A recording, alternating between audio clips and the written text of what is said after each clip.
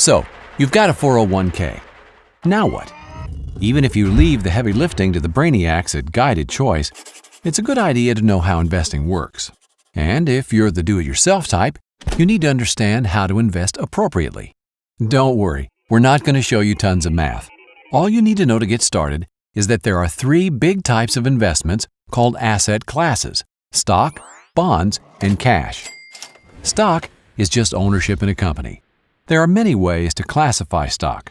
Two major ones are size, called market capitalization, or CAP, and company location. Each classification has its own typical level of risk. Large cap stocks include the 500 biggest companies in the U.S. Apple, Walmart, Disney, Ford, McDonald's. Ever heard of the S&P 500 or blue chips? Same thing. Keep in mind, all stock is risky, but these are generally considered the least risky. Mid-cap stocks include roughly the next 400 companies by size, smaller but still fairly well established. They're considered riskier than large cap.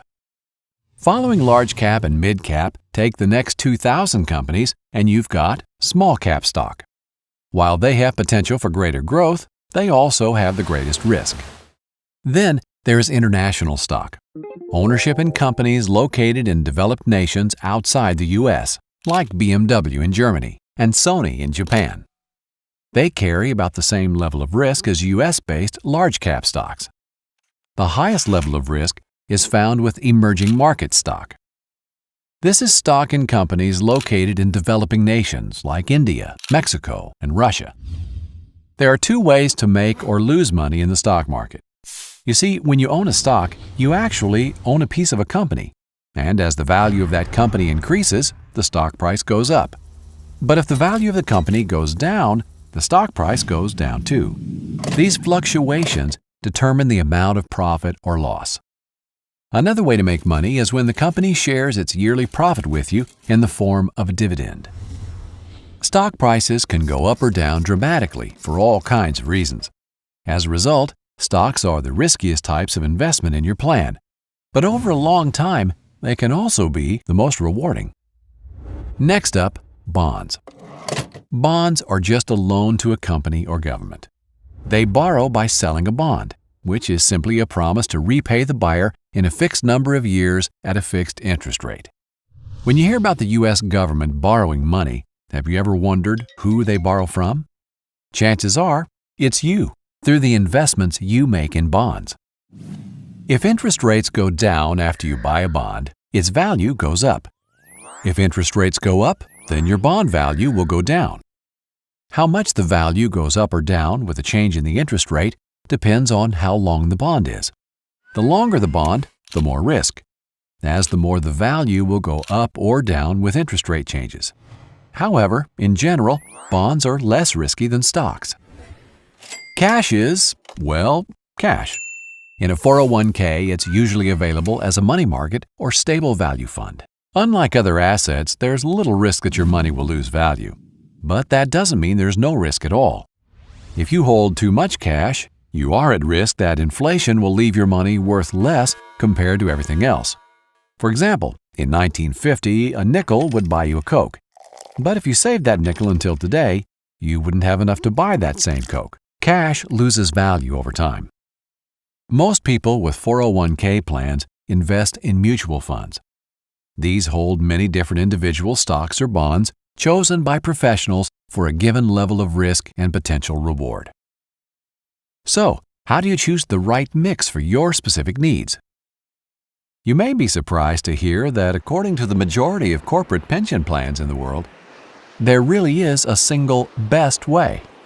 It's called modern portfolio theory. The details are a lot of math, but understanding what's behind all the numbers is remarkably simple. In fact, you've probably already heard of it. Don't put all your eggs in one basket.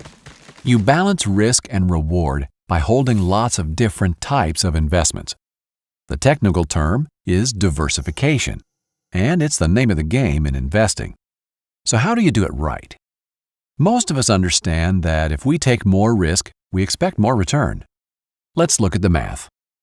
The line shows us that for any given level of risk, we can expect a certain rate of return, More risk, more return. The challenge, as you may be aware, is that markets don't move in a straight line. They go up and down. The goal is to buy low and sell high. When one investment type is down, you want to buy. At the same time, you want to sell an investment that is high. In the long run, they all tend to move up, just at different rates based on risk. Remember, this is your retirement savings, so to invest well, you need to diversify. The goal of diversification is what modern portfolio theory is all about, getting an optimal rate of return for the risk in the long run. To do that, you want to invest on what is known as the efficient frontier. The details of drawing the curve are just a lot of math. You could spend the spare hours of your days creating the efficient frontier on a very large spreadsheet, or you can let experts do it for you. In fact, the answers are already right where you want them, online, and probably already in your 401k plan. Guided Choice can give you personalized advice recommending a specific mix of stocks, bonds, and cash to reach your retirement income goal. You can even use it to try different strategies and project the results. Whether you take the investment recommendation from our brainiacs or choose to do it yourself, hopefully now you're a little more confident about how retirement investing works. Just remember, if you do it yourself, you need to rebalance your account at least annually to stay on the efficient frontier.